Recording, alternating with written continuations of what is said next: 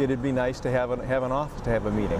You know, I live on 123 Bluebird Lane, and it's not exactly a business address, so that's my mailing address right now. Commercial Center in Austin a few years ago. I was not aware of executive offices at the time, but if I had been, there would have been a great advantage to make clients. Electrical contractor. I have offices in 11 different cities, so the idea of having access to an executive conference room in those cities to meet at when I go visit there would really be great help. Do that and you really have your client's attention.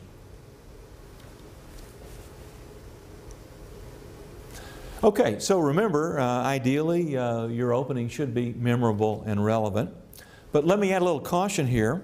Even though I stress that the presentation should be memorable, if you can't come up with something that you're comfortable with, just use a standard opening.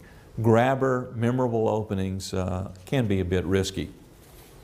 It's also extremely important in the introduction of your presentation that you set the stage for the whole show. And by that, I think you need to give the audience an overview of where you're going to take them during the presentation. The opening should be designed to stimulate interest on the part of the audience, to establish confidence on the part of the audience, and also to demonstrate a sincere desire on your part in terms of helping the audience. I think you want to immediately focus on points of interest to the prospects. Okay, think about the relationship between the presenter and the prospects that they hope to move to their position. I think from the perspective of the audience, it is definitely an adversary relationship. There's an inherent conflict that exists in a presentation situation.